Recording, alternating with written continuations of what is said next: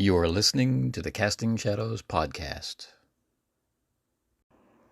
Stay tuned, or just jump to the end of the episode for a special announcement about a special opportunity that I had to appear on Roleplay Rescue on an episode airing on June 10th.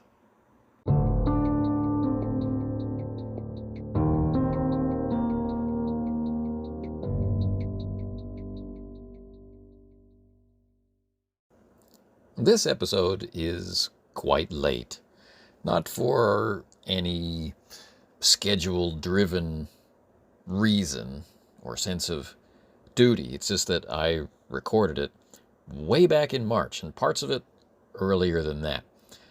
So, when I say it's late, you'll know what I mean, because now it's June. So, what is this episode?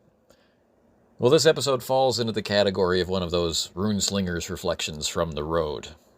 So, the audio quality might not be as good as it could be.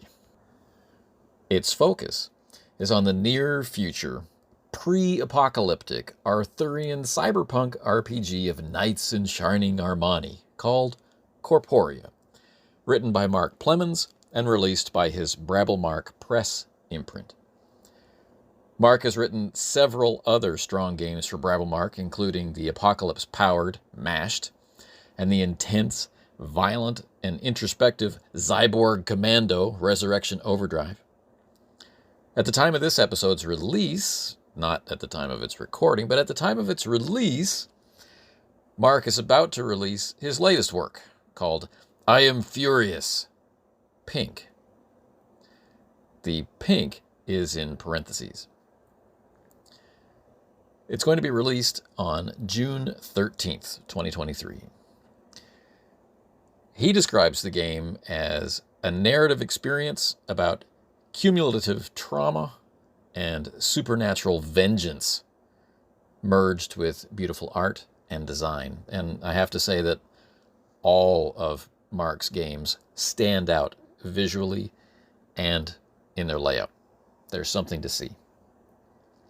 Mark is closing in on 20 years of experience in the role-playing and hobby game industry as a writer, editor, art director, project manager, and graphic designer.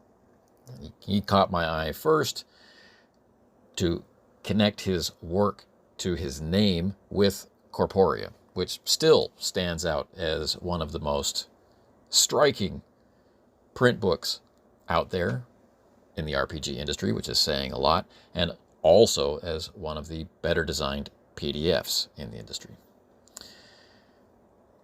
But before launching his own imprint to do that, he worked on Hackmaster, Aces and Eights, Adventures Dark and Deep, and Dungeons & Dragons branded Kingdoms of Kalimar RPG.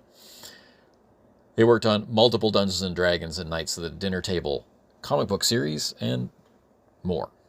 So, in those 20 years, he's overseen in the neighborhood of 200 gaming products through all stages of publication, from development to final production, and managed related tasks such as art direction, budgets, distribution, editing, and design for these and dozens more.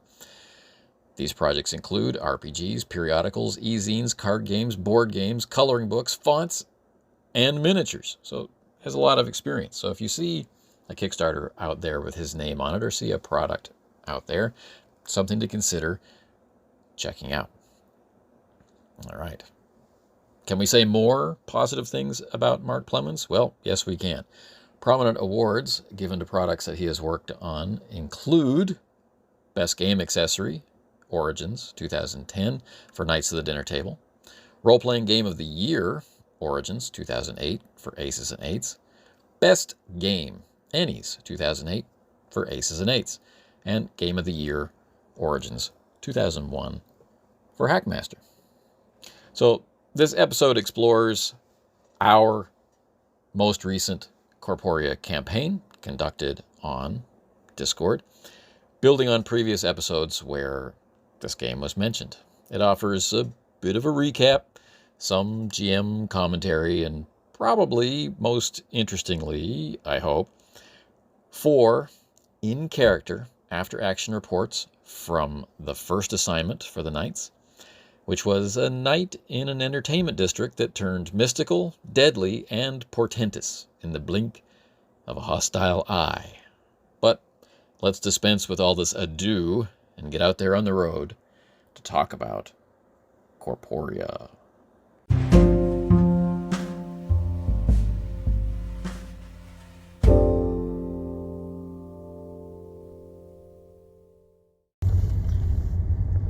This is another segment, a Reflections from the Road segment, and this time we'll be talking about Corporia. So I guess it's about time for a kind of tradition with me, which is the recaps and reflections portion of play, where I like to share what has happened and what that means to me, as a player or as a game master, how I took things in play, how easy a system was, and that kind of thing. This usually starts from a recap position, and usually we get all the way through the recap and then there's some kind of commentary, but regularly the recap kind of fades away and just becomes commentary. But let's see how it will do. What makes this particular recap special is that I have audio recordings from the players in character, giving kind of an informal spoken report, kind of an immediate after-action report before they would, formally type anything up. They're interviewed by their superior about what they did, what they may have seen, how liable they may have made the company for for reparations or whatever, and that kind of thing. So I got a kick out of listening to these recordings after their assignment was over, and I hope that you will as well. Anyway, so Corporia, as has been described already, is a kind of a dystopian science fiction setting with cyber technology elements and a deep Arthurian underpinning. There is science and advanced science, and there is magic, and it is known that there is magic, and there is, pretty frenetic and fervent study of this mysterious energy known as the flux. And the flux's ability to interfere with human society and human life, even down to a genetic level, is serious enough that this faux utopia chooses to keep most of the population in the dark. Of course, this is quite easy because most of the population chooses to keep itself in the dark, and maybe that sounds quite familiar to us, but anyway, one of the character options, as we've talked about before, is to play characters who have come to an understanding that they are the reincarnation of a knight from Arthur's or Uther's time, and they may have been quite close to Arthur, or they may have been more distant, one kind of success or another as a knight, but here they are again, and they know it. So does this mean that we are living in the end times, or in another period of great darkness, where the so-called once and future king might return? And are there other signs? Well, the company, Valiant, maintains, like many other large corporations, and the government in this dystopic utopia, the government is actually corporate boards. So different sectors of this huge mega city are run by different corporations and different boards. There is no longer a democratically elected government or any real singular government of that type. There's just it's not city-states. They're not large enough, but it's an agreement to more or less agree as long as this system continues to work to everyone's mutual advantage kind of situation. So the characters work for security, a private militarized security company, division of a larger corporation with a variety of different interests called Valiant. And the person who runs Valiant is known to these reincarnated knights to be one himself, and he is in fact Lancelot, and he has found Nimue, and they work in concert with an intelligence known to them as Merlin, searching for the king and searching for other signs and protecting humanity from the ravages of the flux on normal folk.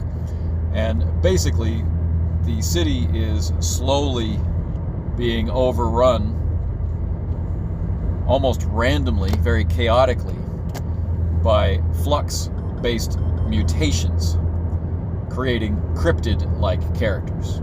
And the game system itself gives you all the tools that you need to devise your own cryptids, and gives you a wonderful smattering of very, very strange creatures and abilities to give them.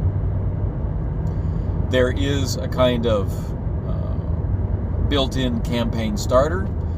There are ways to procedurally generate missions, adventures, and situations. And there is an actual piece-by-piece series of adventures to launch a campaign, in this one slim volume. It's a very densely packed set of rules.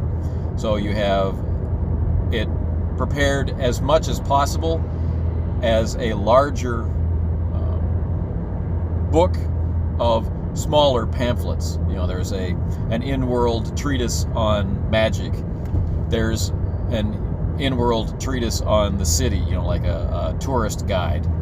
There's an expose on the medical centers and what kind of care you can expect, and and on and on and on. So there's a lot of just immersion simply by reading through the text, an in-character kind of immersion. There are whole passages that might be something that you would actually read in the actual world, interspersed with the mechanisms of play.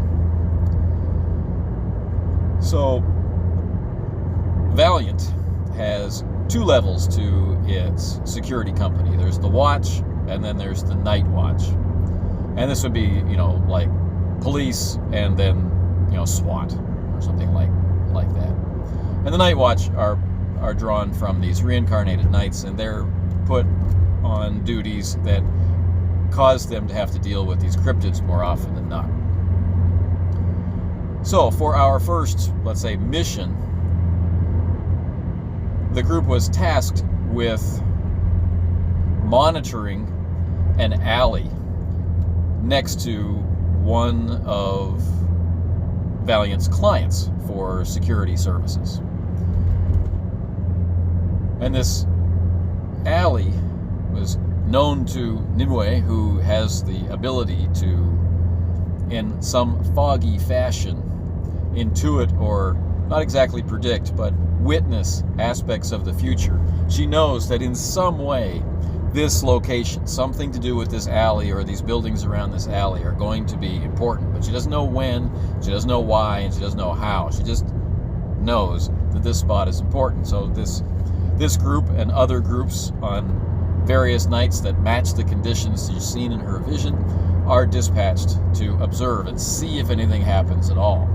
And so they've heard from other groups that they stood watch in this place during the times indicated by Nimue, and nothing happened. Well, of course, that's not going to be true for the player character knights, is it? So very quickly, and mostly very quickly because we're doing this as a play-by forum via Discord, things start to happen. And I will leave it to the recordings to explain to you what happened. But some of the cryptids can be quite horrific, and some of the situations can produce a lot of strain. And the game has a mechanism in place for this, a horror factor for cryptids and a reactive defense that can be rolled by the player characters. I didn't want to go that deeply into that aspect of play at the beginning. Combat is fairly simple, but a little different from how you may have done combat before.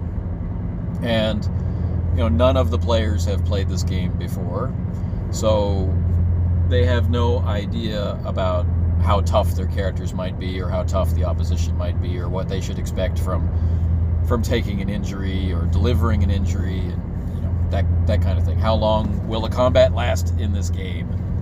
All these things are new. All these elements are new. So I just wanted to focus on combat and social interactions, right? How does social interaction work in the game? This is an interesting facet in that the game comes out and says that on the mechanical level, rolling dice for it, player characters cannot be convinced of anything. Someone can't roll up to them with an intimidate skill or a manipulation skill or something like that and force the player to accept an outcome. This has to be decided based on who the character is, and it opens it up, for interpretation. There's, in the case of characters like these reincarnated knights, there's an actual code that they are expected to follow, and if they don't, they will lose some of their abilities. Right? So similar in a sense to what you might be familiar with from paladins in other games. That if they are no longer walking that true path, then they aren't rewarded with special properties and this sort of stuff. So there's a risk to just going with your mood. You really have to dig in and play the character and decide whether or not you would be intimidated, or whether or not you would be persuaded, or whether or not you would be moved by something. But it puts it in your hands. And so that's kind of interesting. And I quite like it. So I wanted to expose that, and I wanted to get into the culture of play. Things like how social media works, how the actual technology of communication has changed radically from what we have today. While the technology is actually superior, ways people can communicate with each other are different. In some ways more advanced, and in some ways more limited. So bringing those things out I felt would be enough. So combat, let's say social media and social interaction. So we very quickly get embroiled in a very heavy combat that takes everyone's cooperation. And it's loaded with metaphysical or symbolic overtones. Like, what exactly are we seeing? Do the characters even have time to recognize it? If someone does recognize it and they do want to talk about it, how is this received? What does it mean? Like, are we seeing signs and portents manifesting in front of us, or are we seeing someone manipulating signs and portents to manipulate us, or terrify us, or cow us, or whatever? Or is it all just coincidence? All of these things are open to interpretation. After the combat, I think everyone got a pretty good sense of how combat works and could infer how it might work against another person. Like if they were to go against, a mercenary company, or they're to go against some criminal, some revolutionary, some reactionary, some kind of cyberpunk inspired revolutionary. If they're to get into a fight against another human, what they could expect in terms of lethality. They were on the receiving end of pretty major attacks. They can see the effect that has, see how their armor works, see how their other defensive characteristics work, and what that means for a fight. Because one of the interesting things about these knights errant is that as they become more and more injured, that level of injury turns into a bonus to their attack. It doesn't make them any tougher, but the harder they've been hit, the harder they're hitting back. And so that's something to be experienced. I think it can't really be intuited how that's really going to play out. Like how likely is it to even be activated? That kind of thing. So after this fight, everyone was injured, some more than others. Some two characters really should have been hospitalized. One character had to be hospitalized. And the others could have benefited from hospitalization, but benefited almost as much from treatment on site. And then the way the healing rules work for these characters, by the time the next assignment rolled around, everyone was ready to go.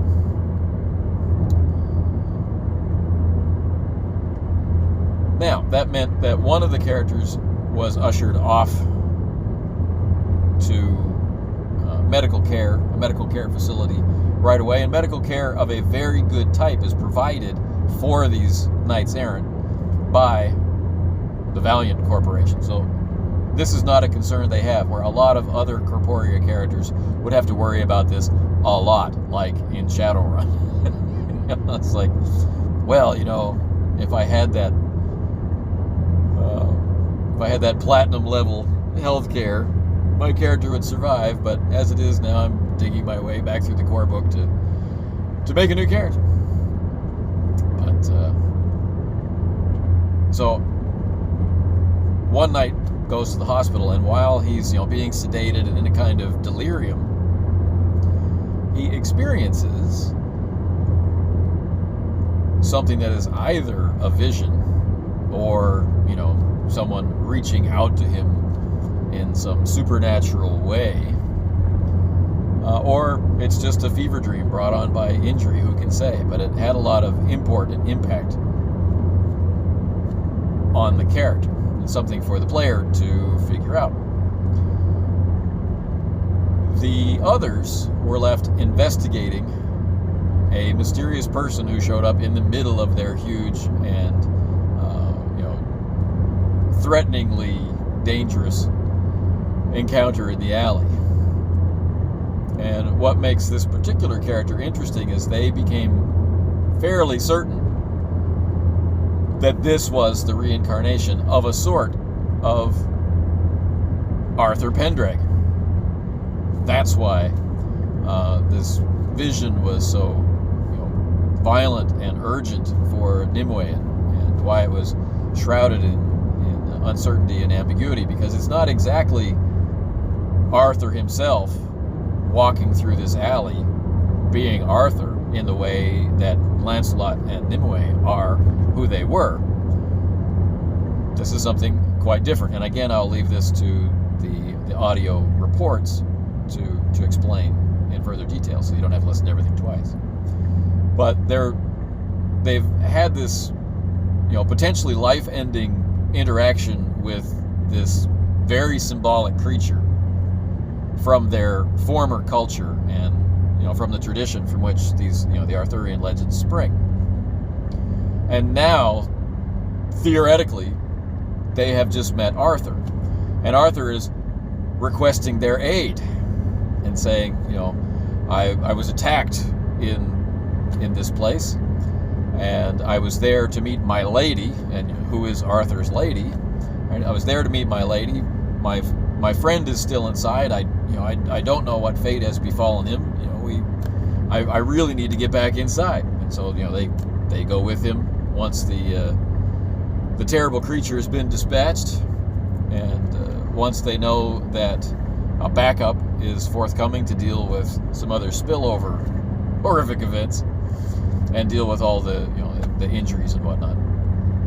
They go into this nightclub called Dead Heroes, which is a museum by day, a museum and restaurant by day, with musical memorabilia stretching back through the different eras of music, and it's a nightclub at night. And so the place is just pounding with its own special way of doing live performances. And so music was a fairly big aspect of the setting description.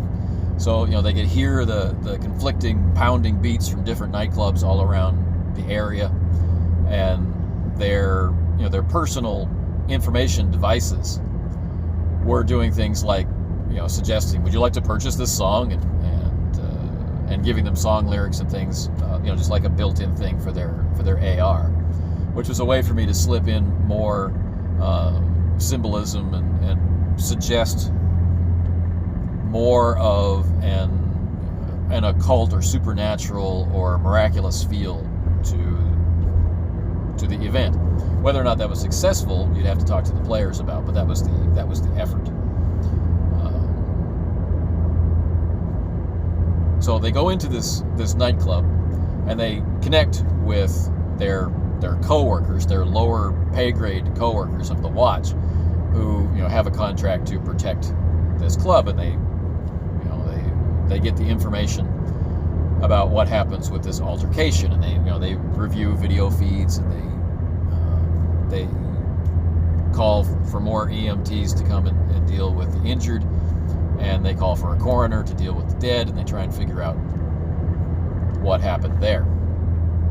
And the conclusion is that the person who they feel is Arthur, but who is also just as obviously Regis Richard, he's convinced that this seems like the kind of manipulative behavior, this kind of trick or torment that his sister would lay upon him. But which sister is he talking about? Does Regis Richard have a sister? And is she a manipulative person who tries to make his life difficult? Or is he talking about Arthur's sister?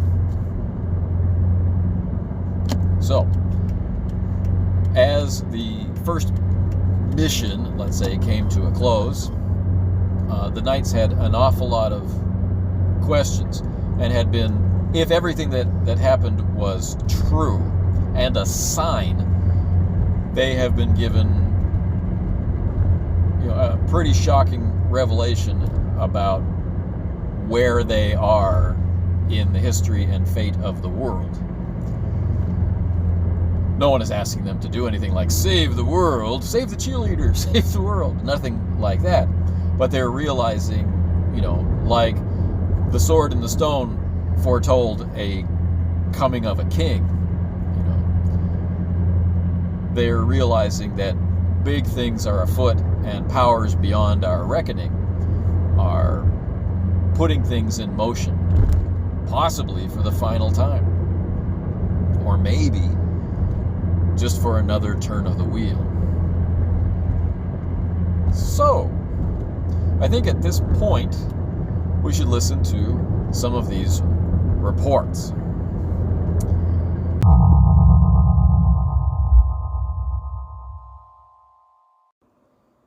This in-character after-action report comes to us from Ivan Mike of the Ivan Mike 1968 YouTube channel. If you haven't had any experience with Ivan Mike 1968, well, his is a channel I can recommend. He talks about a lot of different games in a very entertaining and engaging style.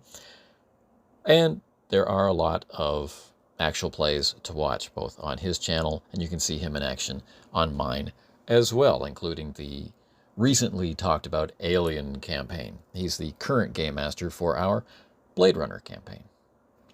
So here he's giving us his views on what took place just a few hours before from his character's perspective.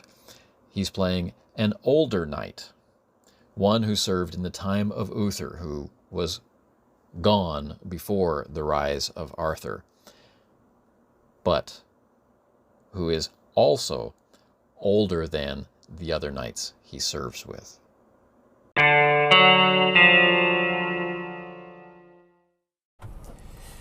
My name is Terrence Wilcox of the Night Watch, aka Bartholomew Crichton, Knight Errant.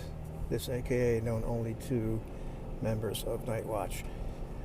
Last night, my team and I were staffed in a place of interest, which apparently had been surveilled by other teams prior to our own. We were accompanied with one new agent, new to our team, I should say. And at some point during the evening, a man stumbled out of the nightclub into the back alley where we were. The nightclub being Dead Heroes. Man stepped out in a state of what seemed like disorientation. Man that we later identified as being Regis. And you can get more information on him from your people, I suppose, in terms of what you found out. At the very same time, unfortunate pedestrians on both sides of the alley began to be mutated by energies of the flux, it appears, into the two halves of a rather large and imposing cryptid. These two halves began to shoot a stream of material towards one another, joining in the middle of the alleyway, and over time these two halves managed to fuse into a large, very large boar. The team attempted to make some sort of contact with the individual stumbling out of the bar. We had a slight suspicion, or I should say I had a slight suspicion he might be responsible for the manifestation, but it appeared that he was disoriented and in no way capable of doing something like that, and wasn't related to him. He didn't cause it. So we abandoned that line of inquiry rather fast and began to attempt to neutralize the threat before it formed. We were unable to do so. It proved to be quite tough. We were able to damage it to a certain extent, but it was able to form. And at this point, the team was able to dispatch the cryptid with some effort. At the same time, some other pedestrians began to be changed by these same fluxes into smaller, more normal size versions of that boar, and initially joined it in its aggressive tendencies. We attempted to keep the creature within the alleyway itself, to not let it escape. The symbolism of the boar itself struck me all of a sudden, and I became convinced that this boar was there as a challenge to this individual stumbling out of the alleyway, and in fact he might be somebody of importance. Also, I should say, a large canine came bounding into the alleyway, went past us. It was clearly a hunting dog that had seen quite a bit of action, had quite a few scars, ran right up to this Regis, this person of interest, and clearly knew him and was quite happy to see him and was guarding him from this large cryptid. Attempted to get over to the other side where Al and Regis were. to prevent this creature from leaving from the front of the alleyway, or the part of the alleyway where its head was pointed. As such, I struck less blows than the rest of the team. Everybody performed admirably. I believe Al himself really struck the killing blow. And unfortunately, he was quite injured and had to be taken to the hospital to get treatment. And I'm glad to hear that he has made it through surgery. He performed quite admirably, and I take responsibility for not getting him out of the area of risk, but at that point I felt it was more important to neutralize the threat. Otherwise, both we and members of the civilian population would be at great risk. After this was done, we spoke to Regis, and he at one point identified himself as the son of Uther Pendragon. He had mentioned that he had a friend in the Dead Heroes Club, and he was also waiting to see his lady. The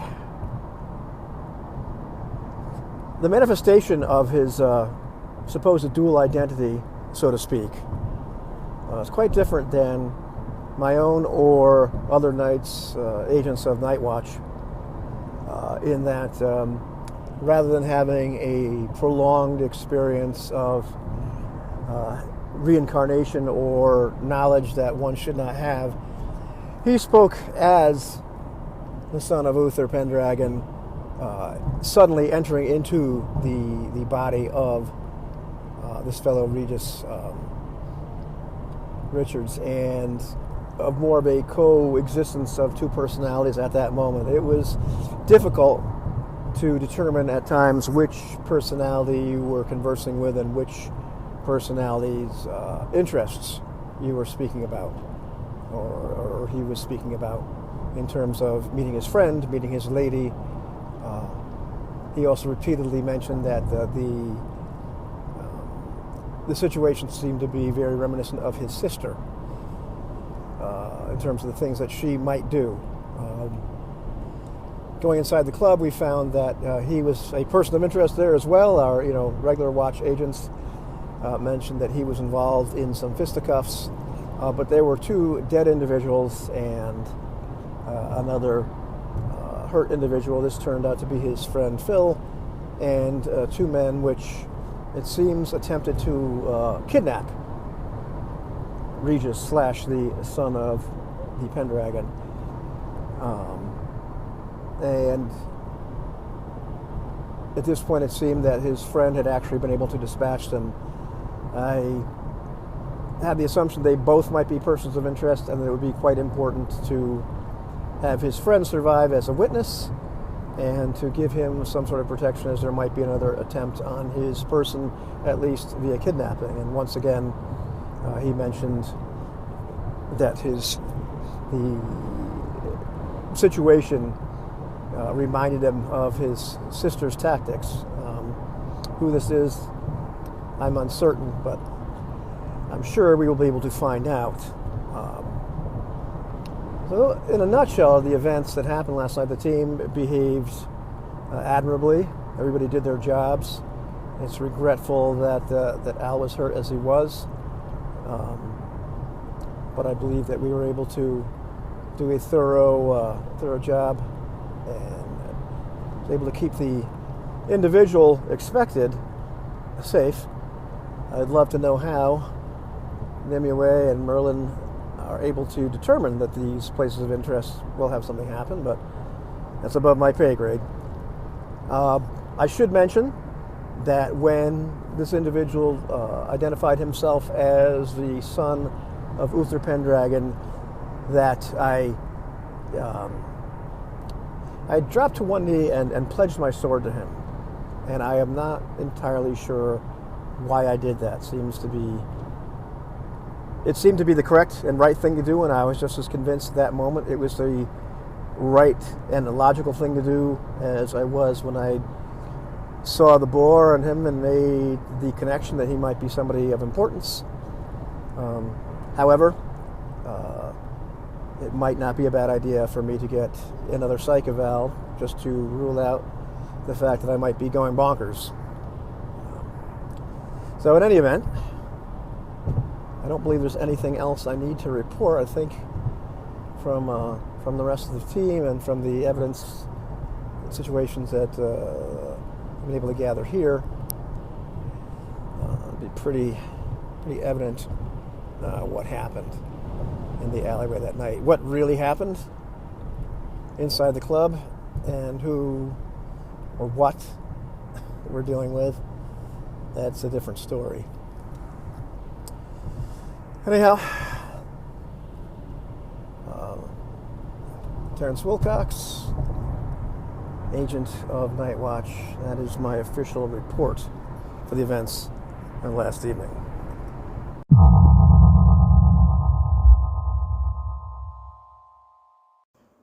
This after-action report, we're not going to get into names because, unlike Ivan and Jason, this person doesn't burden themselves with podcasts and YouTube channels and the like. This is one of my old friends from long, long ago, back in my World of Darkness days, gaming in the 90s. And she was kind enough to join in on this campaign as well. And here is her report of what went down in the alley in character as an after-action report.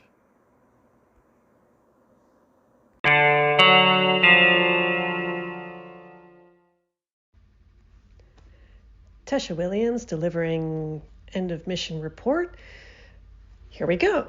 Our mission objective was to monitor the alley behind dead heroes in case of any flux event, which was predicted to happen possibly every full moon. The previous team recorded no events.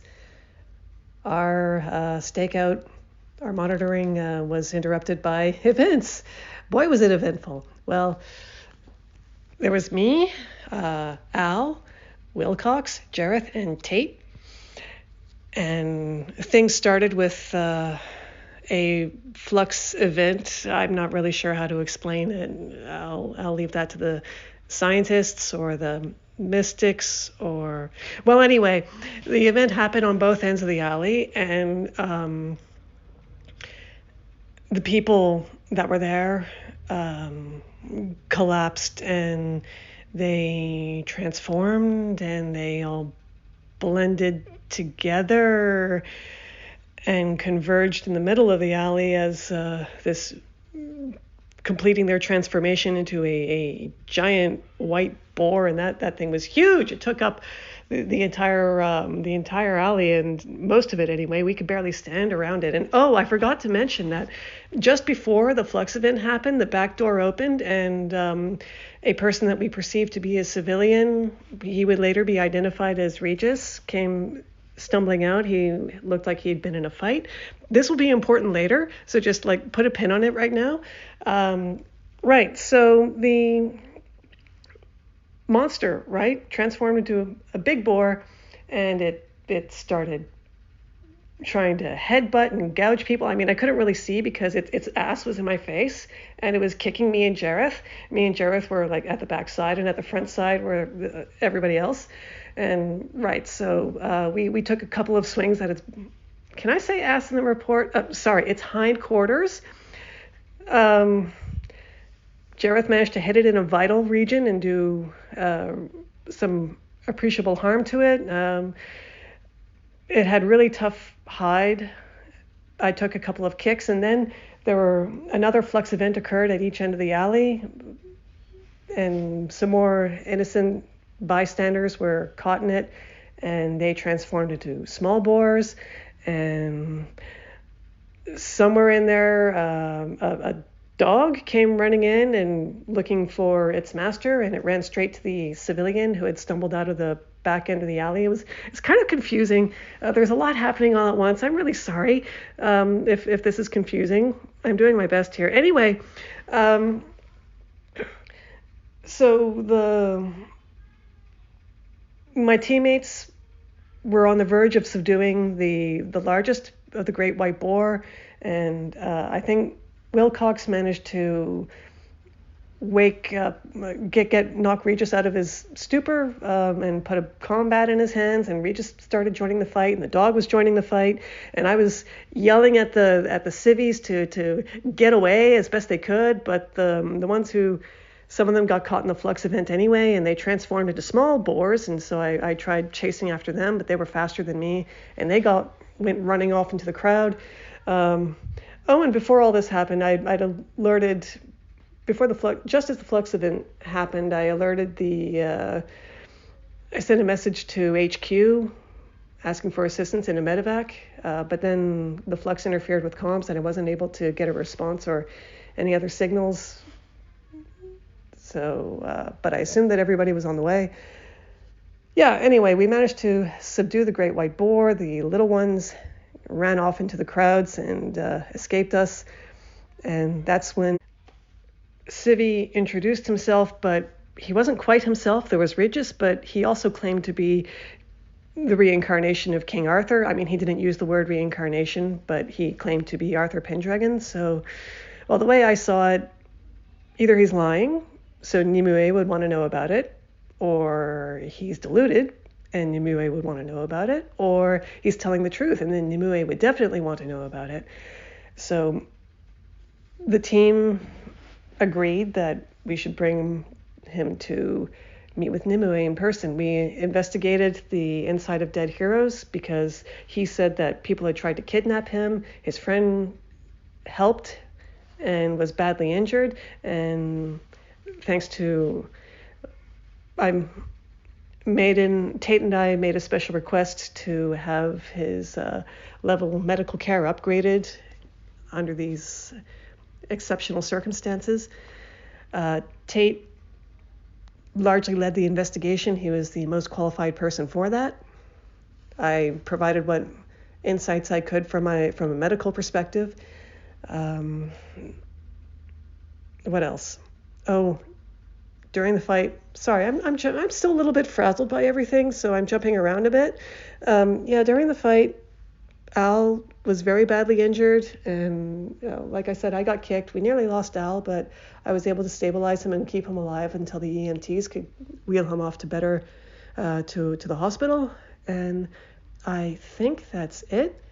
Everybody performed their tasks admirably. I have nothing to complain about with them, and everybody did the best they could. It's just, well, it's like all those people, right? They just turned into monsters right in front of me, and I guess I'm a little bit rattled by that. And I mean, I've never seen anything like that before. It's okay. I'm fine. Everything's fine. Well, no, it's not fine. I mean, all those people, I had to kill them after. That doesn't sit right with me. Okay, that's all it is. I just think that we did everything we could, but I just wish we could have done more. That's all. Okay. End of mission report.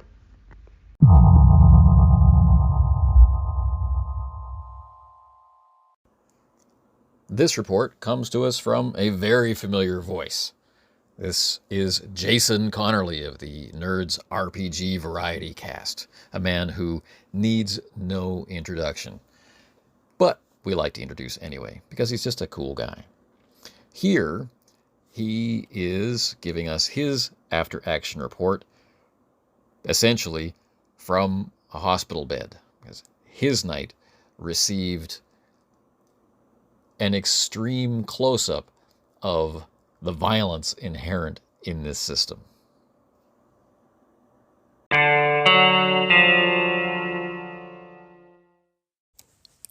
Is this thing on?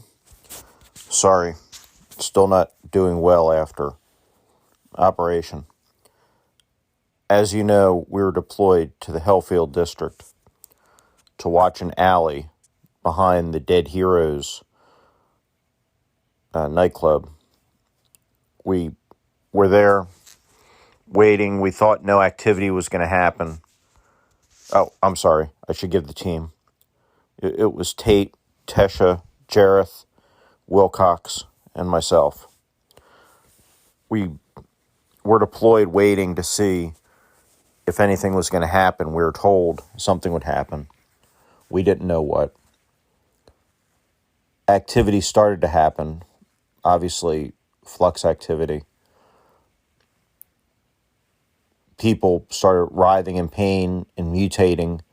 We couldn't do anything to help them. Their bodies morphed and combined, almost, were taken apart at the molecular level and recombined into, boars. We didn't know that at first. They were masses, fleshy, furry masses initially. We attacked the masses. The two of the masses on either end of the alley were pulled together. We tried to stop them from connecting unsuccessfully. They turned into a large white boar, a giant white boar. We attacked it and did manage to finally it was put down as I was knocked unconscious. I did see other people turned into smaller boars.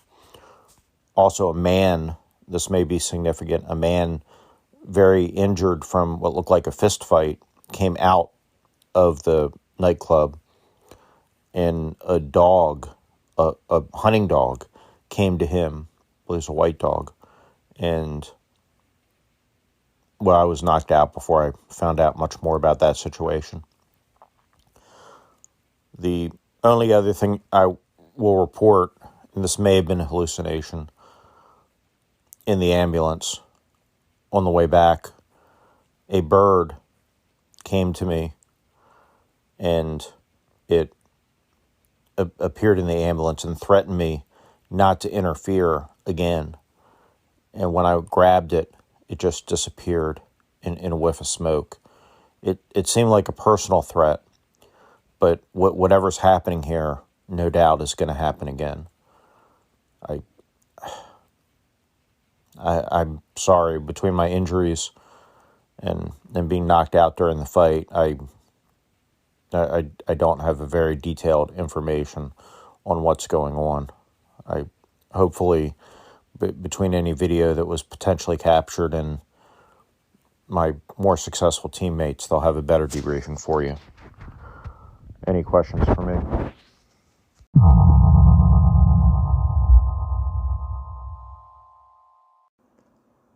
The volume on this report is a little on the low side, but I hope that won't disturb you too much.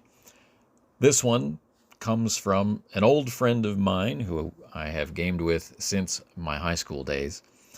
Doesn't have a YouTube channel or a podcast or anything like that, so we won't go too deeply into introductions, but one of my oldest friends. I've had a lot of fun gaming with him over the years, and here he is describing from his position as being, kind of the wrathful knight in this particular group, what occurred in this mysterious alley filled with things that really shouldn't be there.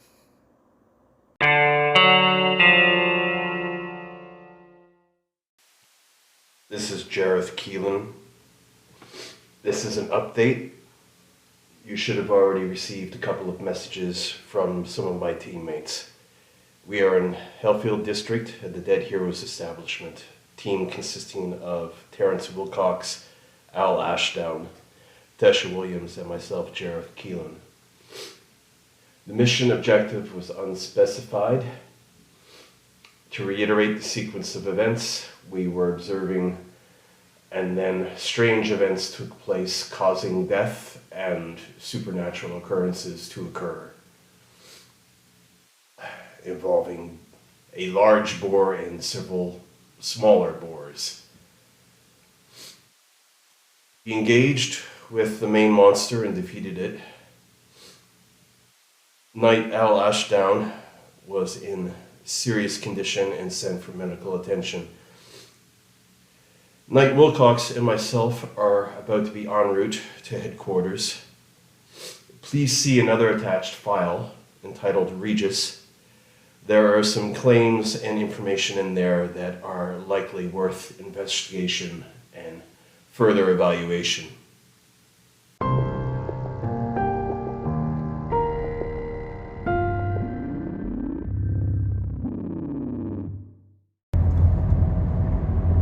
All right, so what did I think of the system? What did I think of actually running it?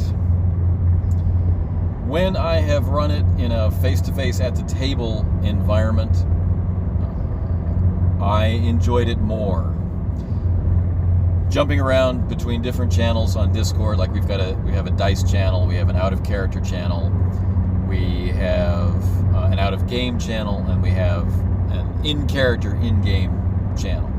So moving around between these different things, Discord makes really easy.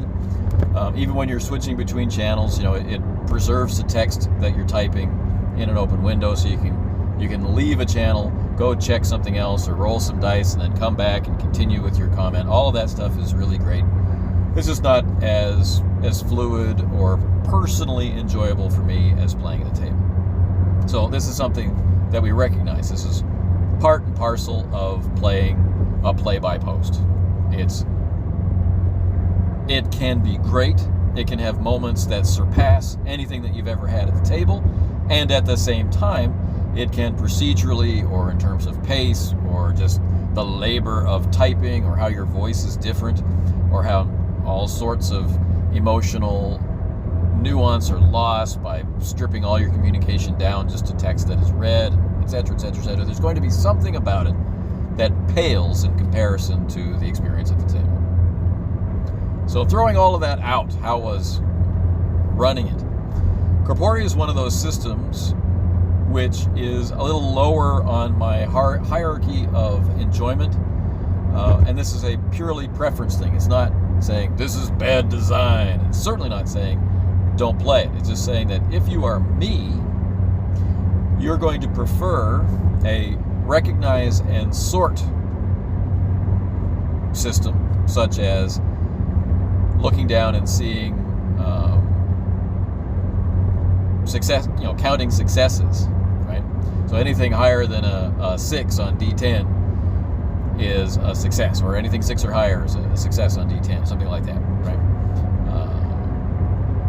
Just recognizing that and counting them is something I prefer, something that I have over time learned to do faster and learned to do with less conscious effort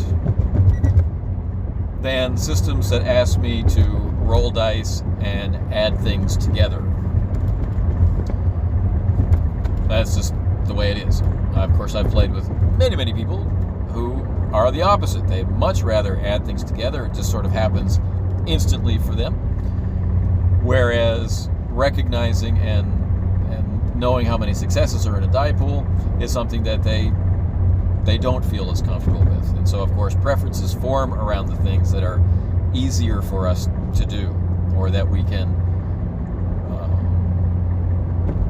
work with more easily. So one of the things I like about successes with degrees of, or systems with degrees of success or degrees of failure, is how you can tailor your description to the actual dice results, and it feels like the system is participating in things like Fantasy Flight Game Star Wars, or the Genesis system, which use different symbols to take that a step farther, to give you an additional axis of information. Because not only did you get this many successes, but you also got these tweaks, like there are some advantages present, or there are some threats present, or there's some triumphant element, or there's some element evoking despair involved in this outcome, and lets you go loose to improvise and build from the information that has come in preceding scenes.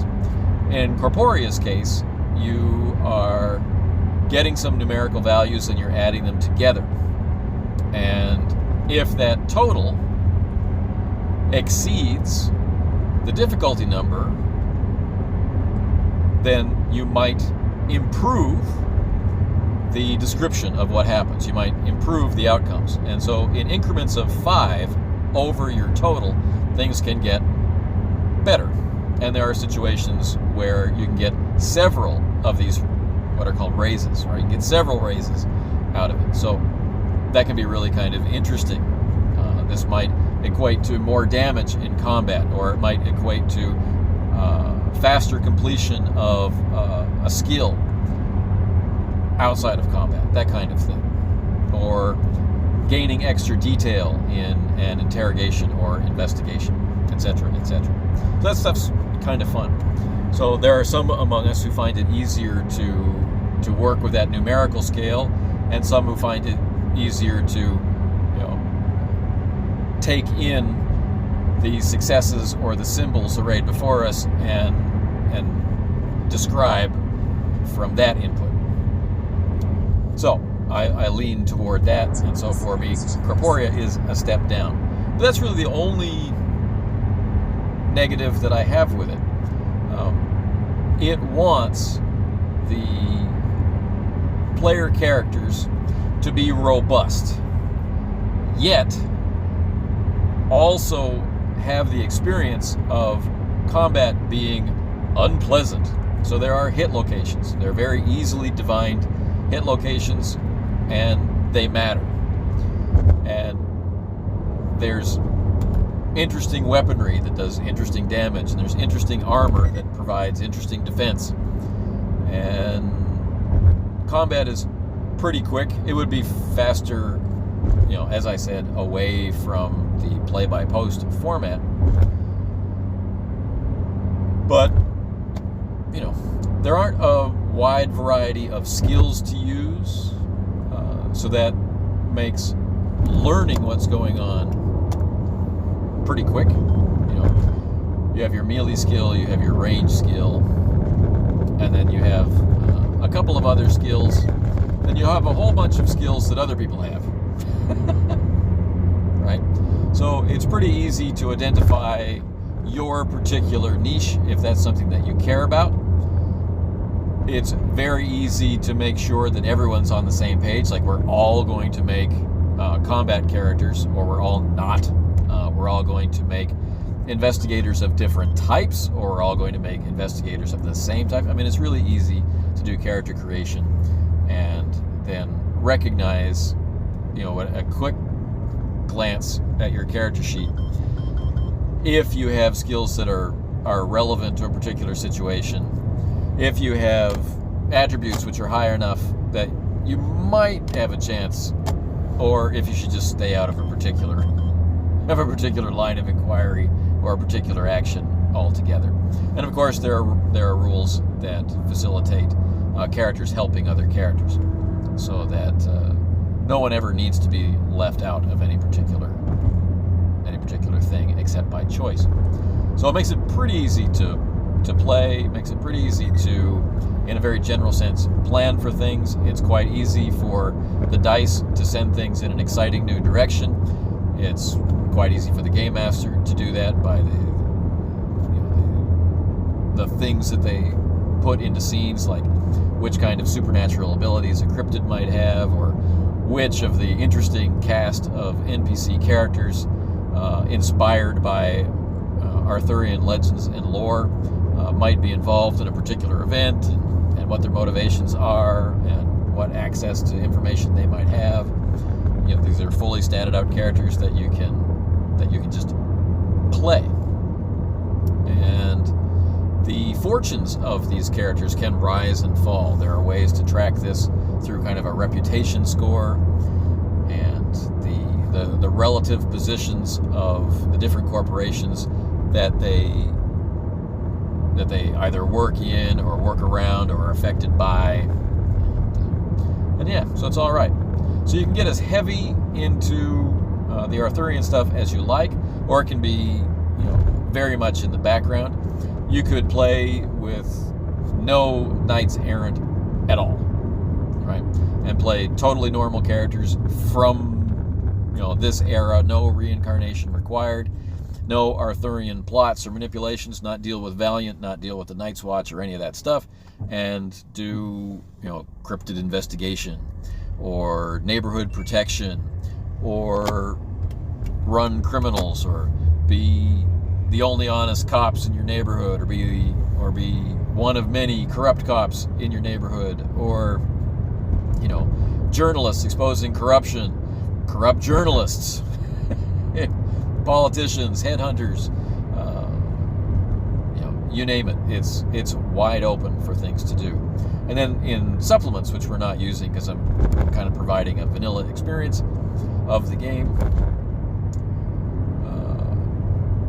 you can get into playing, cryptids and other things in the setting, or people who have been, changed by the flux against their will. So all that's kind of cool. So I mentioned earlier on that the game comes with kind of a use it if you want kind of meta story or meta plot, and it comes with some prepared adventures, and it comes with a really cool system for procedurally generating different things to do with the game. So I am using that system to help the adventures or missions that I'm creating feel like Corporia. I'm not using the meta plot, and I'm not using the prepared adventures that are provided in the core book, so that if the players like the game, they can go on and use that stuff themselves, and if they tell stories about the play that they've had, they won't be imperiling the secrecy and the revelations that come along with those stories. So I think that's kind of a helpful thing to do. A lot of people like to run prepared adventures for the first time. I really don't, so it doesn't harm me in any way not to use these things, but it might help someone else if I don't. So there we have it. That's kind of the after-action report, or recap and reflections from the first mission for Corporia. We are now playing the second mission, which is maintaining some of these mythological or legendary or supernatural occult aspects, but leaning more into the fear aspects of the professional kind of job that has to deal with the threat of violence every day, and the realization of what that might be like in a world like Corporia's. So we'll talk about that in the future. This has been long enough, so I don't know if there will be more segments. Let's find out together.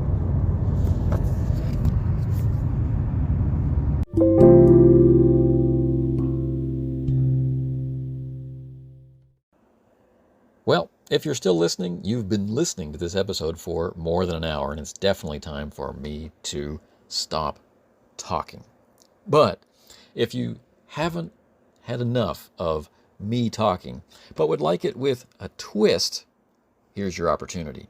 I assume that anybody listening to this podcast has already heard of the excellent podcast Roleplay Rescue. And if you haven't, I strongly encourage you to search wherever it is that you get your podcasts from and find and sign up for Roleplay Rescue. It's fantastic. You'll find it to be motivational, inspirational, aspirational, and it can be a friend in those frustrating moments where gaming isn't really going the way that you want it to. At least you'll know that someone else out there knows that the struggle is real, and they have some useful suggestions for you to get going again. Roleplay Rescue. So, like I said, I had the opportunity to participate on this podcast. The episode that I'm in should air on June 10th, just a couple of days away at the time of release of this episode. So, the link to Roleplay Rescue will be in the show notes, and I hope that you'll check it out.